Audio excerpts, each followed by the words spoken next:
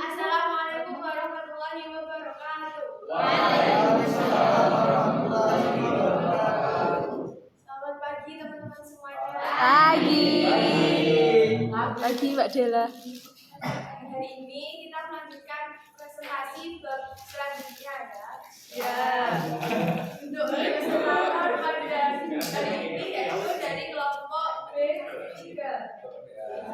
Langsung saja pada kelompok B3. Baik, terima kasih. Judul dari bab ini adalah transformasi. Jadi bab ini tuh menerangkan apa itu transformasi dalam pendidikan tinggi. Eksplorasi perluasan partisipasi sebagai prioritas strategis pemerintah untuk meningkatkan jumlah siswa dari latar belakang yang kurang terwakili di pendidikan tinggi. Pendidikan tinggi menjadi wacana transformasi karena universitas ini sebagai situs pengalaman yang menyajikan 4 fungsi utama. Yang pertama, secara historis sebagai peran utama sebagai aparatus ideologis. Yang kedua, sebagai domain hierarki terorganisir yang dihormati selain sosialisasi elit pimpinan. Yang ketiga, sebagai tempat produksi ilmu pengetahuan sehingga selalu dihargai dan menjadi fokus perdebatan nasional. Yang keempat, tempat di mana pelatihan tenaga kerja berlangsung. Isunya itu. Nah, bab ini mengakui bentuk-bentuk utama transformasi dalam konteks pengaturan pendidikan tinggi, diantaranya transformasi ekonomi, transformasi sosial, dan transformasi budaya. Mitosnya transformasi dipertimbangkan juga terkait bukti first atau jalur cepat menuju pengajaran bagi lulusan elit. Eksplorasi suara siswa ini merupakan inti dari gagasan bahwa transformasi adalah pengalaman transisi pribadi dari pengalaman menjadi keberadaan. Kemudian praktisi yang lebih luas telah menjadi perhatian pendidik mengenai keterkaitan kebijakan pendidikan dan kebutuhan ekonomi yang mengeksplorasi kegiatan dengan agenda peredaran partisipasi yang menantang untuk memberikan kesempatan bagi siswa non tradisional untuk memiliki akses ke pendidikan tinggi terlepas dari latar belakang mereka. Isu pendidikan tinggi sebagai ruang eksplorasi mobilitas sosial tercermin dalam budaya populer. Menurut studi tentang mobilitas dan kelas sosial dan pendidikan bahwa negara seperti Inggris, minimnya pergerakan antar kelas sosial dapat dipahami pada tingkat yang lebih dalam sebagai antar generasi dan intragenerasi dalam masa hidup menghadirkan pelebaran apapun strategi partisipasi dengan usaha kolosal. Hal ini menciptakan pembukaan pendidikan tinggi bagi kelas pekerja. Hubungan yang tidak terhindarkan dan perlu antara kebijakan pendidikan dan kebutuhan negara dan perekonomian. Realitas sosial dari intervensi seperti perluasan partisipasi terlihat dalam pendidikan tinggi pasca tahun 1997. Namun karena universitas semakin kompetitif dan bertahan dengan rekrutmen yang sehat dan berkelanjutan, ketentuan ini menghadapi persaingan yang ketat. Sesuai dengan di sini gambar itu kan dijelaskan tahun-tahun penting terkait transformasi. Sesuai dengan gambar itu dan perkembangan kebijakan partisipasi yang meluas, reformasi dan konsep ulang yang konsisten terlihat jelas. Pengalaman masa depan kuliah di universitas pasca 1919 tidak bisa jauh dari karakterisasi karyawan paruh waktu, dewasa, tinggal di rumah, penuh waktu pasca mahasiswa 2017. Secara historis, perluasan partisipasi telah menawarkan dukungan keuangan kepada kelompok sasaran ketika mereka kuliah. Ketentuan tersebut sekarang fokus pada mobilitas sosial dan pendidikan siswa dan siklus hidup siswa yang berpotensi. Selain itu, badan amal seperti The Brilliant Club yang mendukung siswa dari latar belakang yang kurang terwakili untuk belajar di universitas yang sangat selektif dengan memobilisasi komunitas brigade untuk berbagi keahlian akademisnya dengan sekolah negeri, menawarkan berbagai intervensi. Strategi mereka menargetkan murid dan membuat perbedaan antara tujuan pilihan universitas yang sangat selektif dengan univ menengah dan tarif rendah juga berbicara banyak dalam wacana yang membuat tentang pendidikan tinggi sebagai kendaraan untuk memajukan mobilitas sosial dan memahami pengalaman hidup dari yang tidak berhitungan sosial. Selanjutnya sampaikan Bapak Abi. Baik, terima kasih. Selanjutnya yaitu mengenai transformasi budaya. Yang sebelumnya tadi sudah dijelaskan mengenai transformasi. Dalam transformasi budaya ini kita membahas mengenai bagaimana pengalaman pendidikan itu sebagai bentuk transformasi dari kehidupan dan juga nilai-nilai seseorang itu yang diubah melalui pendidikan dan terjadilah transformasi budaya. Nah, budaya studi paruh waktu di perguruan tinggi itu sebagai alternatif untuk mobilitas sosial dan juga universitas itu telah mengalami transformasi budaya sejak abad 21. Dan juga terdapat dalam sebuah film oleh Lewis Gilbert yang membongkar mengenai transformasi budaya, dan di film tersebut itu berisi mengenai mendidik seseorang yang bernama Rita dan juga memberikan narasi yang kuat dan juga membahas mengenai penemuan dirinya sendiri dan juga pembentukan diri sendiri seperti yang dijelaskan oleh Foucault. Jadi dalam film tersebut itu melalui kisah yang mendidik seseorang itu yang bernama Rita, keinginan untuk merubah dipandang sebagai faktor motivasi dan menunjukkan bagaimana proses dibalik keuntungan dan juga kerugian di kelas bekerja melalui individu dapat dikatakan mungkin merupakan tahap yang kritis, dan juga dari transformasi budaya disebutkan oleh Foucault tadi sebagai pembentukan diri. Nah, dasarnya ini adalah tindakan seorang diri dan juga pemberdayaan dan juga dapat dipahami sebagai tindakan representasi kreatif atau rekonstruksi untuk membentuk identitas baru di lingkungan sosial maupun lingkungan pendidikan. Selanjutnya yaitu mengenai studi paruh waktu sebagai alternatif untuk mobilitas sosial itu juga sangat penting karena mengalami transformasi budaya di perguruan tinggi. Hal tersebut juga sebagai pengalaman mahasiswa. Jadi menurut seorang ahli yaitu kalender, ya namanya kalender. Belajar paruh waktu itu merupakan tren yang terkini dan juga bisa dikatakan menjadi keterampilan yang relevan untuk perbaikan dalam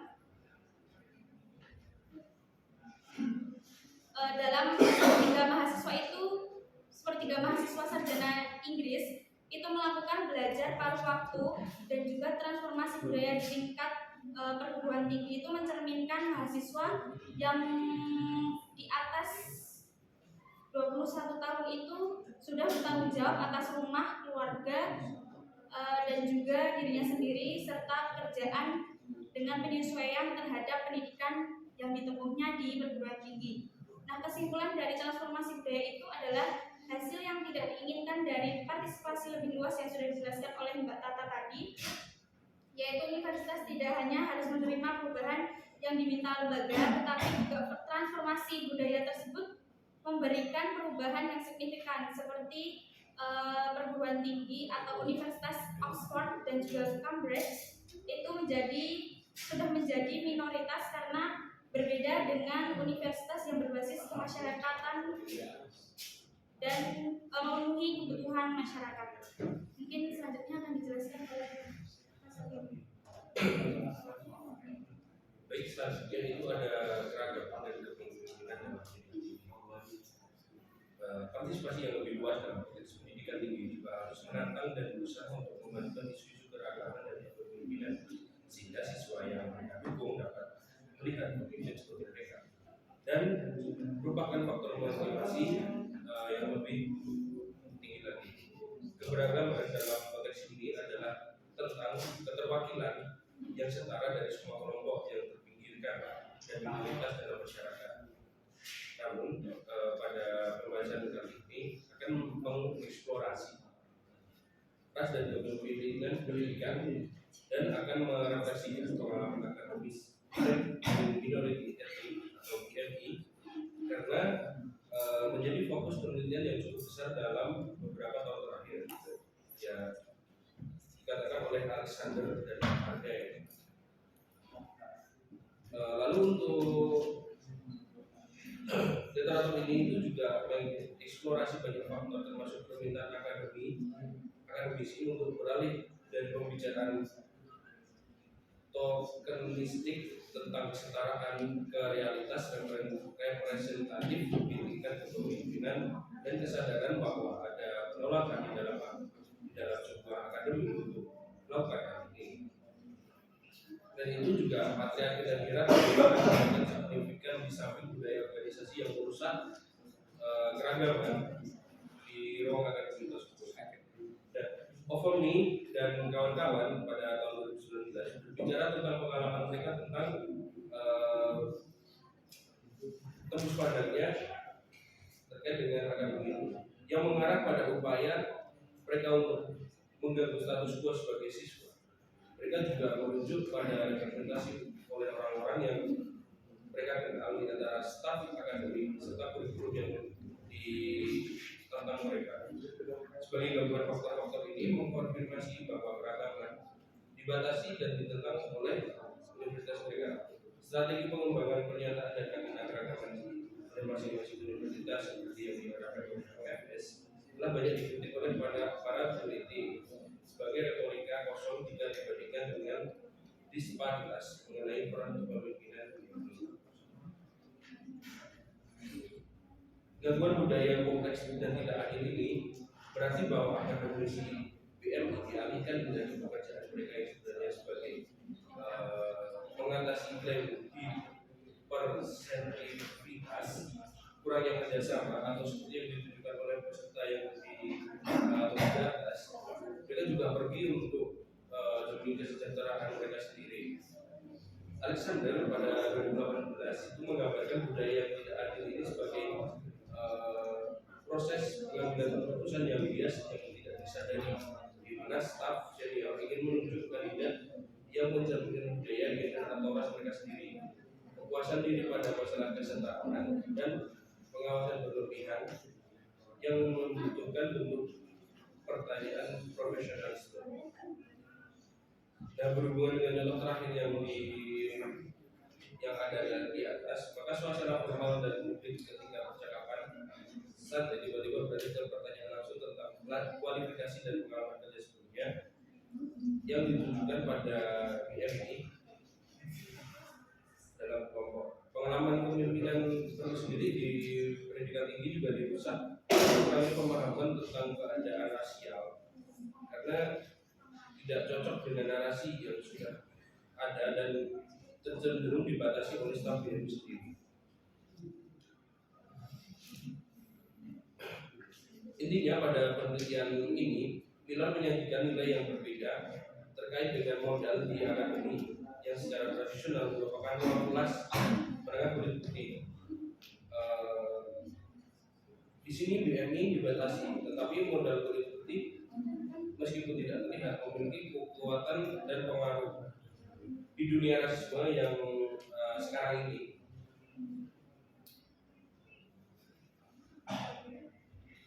Akademisi BMI harus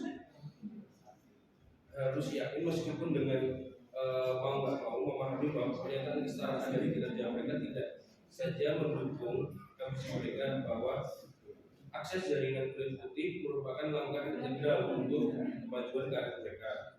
Begitu berada di posisi kepemimpinan itu, peluang untuk mempengaruhi dan mengganggu mungkin akan terjadi seiring dengan berjalannya waktu. Demikian pula praktik budaya perlu ditantang seperti pelatihan di alam bawah sadar dan wajib untuk staf senior dan pendahulu bagi para pemimpin BMI baru.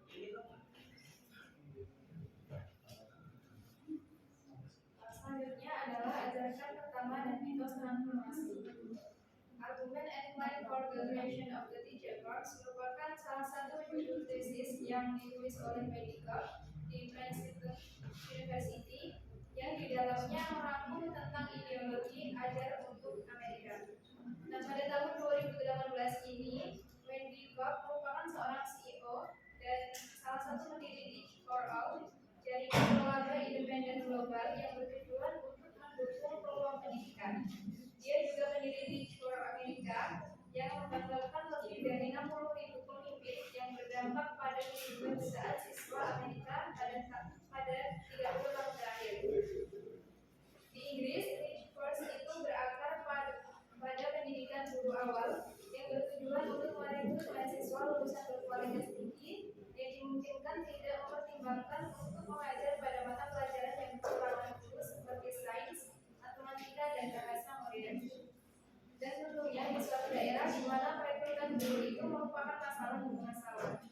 Terinspirasi oleh visinya Medical yang sangat idealis, jadi diskusi ini akan mengeksplorasi apakah Teach First hanya menyampaikan tugas transformasi.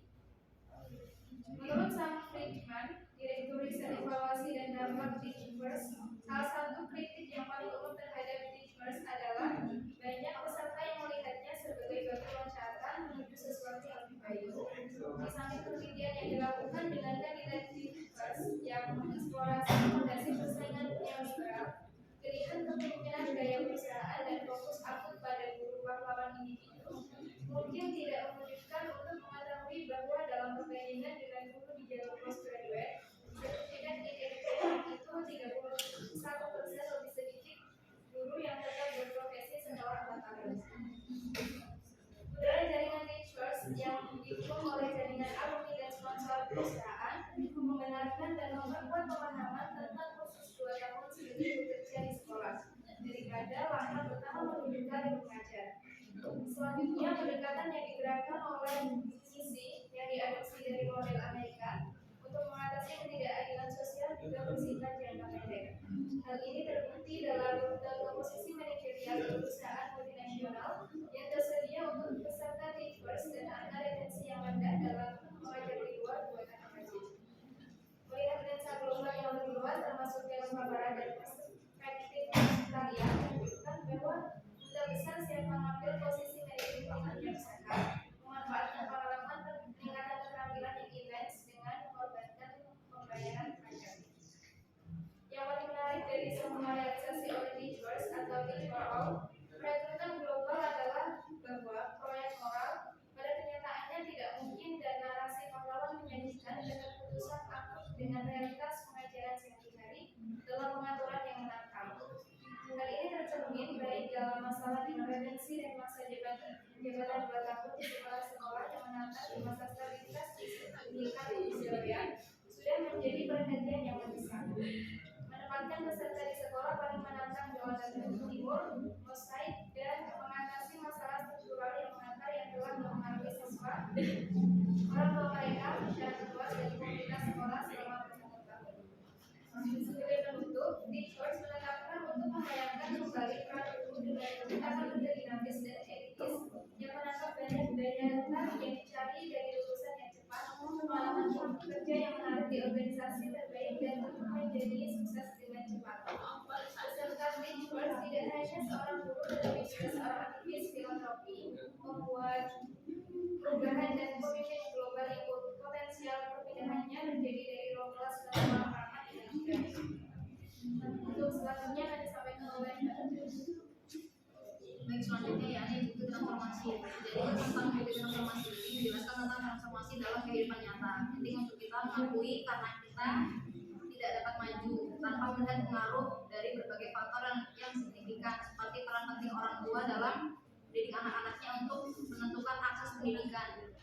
Seperti dari model ekonomi, budaya, persilangan gender, ras, dan agama. Dari situ kita bisa tahu bahwasannya di mana letak kelas mereka. Ini semua tidak hanya mempengaruhi tetapi mengarahkan sampai motivasi dalam perubahan ke dalam bidang pendidikan. Hal ini tergambar dalam kata-kata Ray yang menjelaskan pengalaman saya sendiri dalam menumbuhkan kelas pekerja telah meninggalkan ingatan yang jelas tentang asal-usul sosial saya yang tercepat dalam kesadaran saya. Namun kesadaran itu yang berakar pada afiliasi kelas kerja bekerja, tampaknya semakin tidak sesuai. Rasa diri baik di luar tempat dan di luar waktu. Case 1997 melaporkan rasa keterputusan yang menyakitkan saat dia menggambarkan kesadarannya bahwa dia tidak cocok di ruang sosial yang sekarang dia tempati sebagai seorang akademisi. Menyatakan bahwa dia merasa seperti penipu di antara rekan-rekan akademis. Dalam contoh lebih lanjut, Rob 2011 menggambarkan bagaimana orang-orang Karibia hitam yang bergerak atas berjuang dengan rasa identitas diri mereka menghadapi dilema meninggalkan penanda budaya dan warisan yang jelas seperti aksen atau aktivitas sosial yang sangat terkait dengan kegelapan mereka. Perjuangan ini adalah bagian dari proses menyelesaikan diri ke dalam ruang kulit putih kelas menengah yang didominasi laki-laki untuk mendapatkan penerimaan dan untuk memfasilitasi kemajuan dalam konteks ruang baru ini. Selanjutnya akan dibacakan oleh Bapak. Selanjutnya materi tentang analisis data. Di analisis data ini mempunyai 3 studi kasus. Yang pertama pengalaman belajar di tempat yang menurut mereka bisa membuat mereka itu merasa nyaman dan dapat menyesuaikan diri. Tapi menurut Sam dan Kelly di pengalaman kedua mereka itu tidak mencari persahabatan atau tidak mencari persahabatan, melainkan lebih mengeksplorasi pengalaman dan diri mereka. Yang kedua yaitu ternyata faktor pendidikan elit ini sangat berpengaruh untuk masa depan mereka. Dan yang ketiga yaitu tingkat dukungan yang merupakan faktor di mana siswa kurang pengalaman tanggung jawab. Hal ini bisa jadi menghalang kemajuan bagi mereka dan sekolahnya. Menurut Kelly, dosen ini tidak tahu kalau muridnya punya kegiatan di luar kampus. Jadi dosen hanya mengatakan kalau muridnya kegiatannya hanya membaca, menulis, dan belajar saja. Nah, dari situ memang membuat para murid-muridnya untuk dapat menyesuaikan diri antara dunia perkuliahan dan dunia di luar perkuliahan. Tetapi karena ini perkuliahan yang kelas karyawan, jadi mereka merasa terbebani dan merasa tidak dapat kesetaraan karena dosennya melabeli bahwa mereka ini kegiatannya hanya membaca, menulis, dan belajar saja.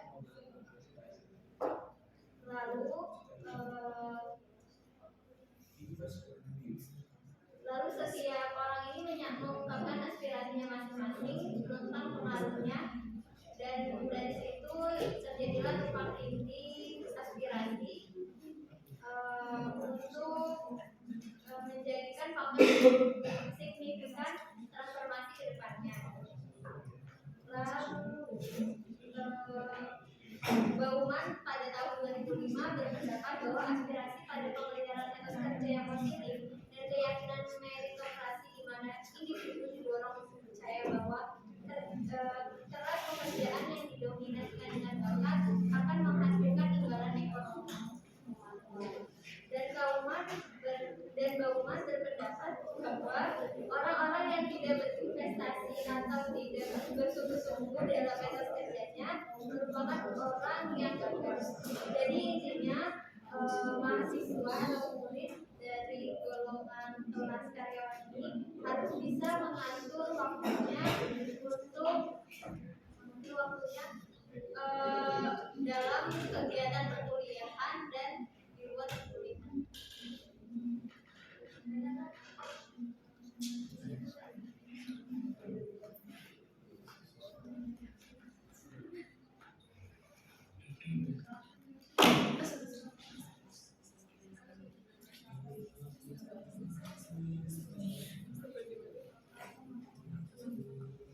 Baik, jadi untuk kesimpulan dari bab ini yaitu membahas tentang apa arti transformasi dalam konteks pendidikan negeri yang lebih luas membingkai pembahasan transformasi ekonomi dan budaya. Selanjutnya tips first sebagai strategi untuk menarik lulusan berkarir tinggi ke dalam profesi guru yang yang ditantang sebagai kota yang melambangkan mitos transformasi sebagai pendekatan five. Mungkin untuk selanjutnya saya kembalikan ke moderator. Baik, terima kasih kepada kelompok BPK atas pemaparan materinya. Beri tepuk tangan untuk teman.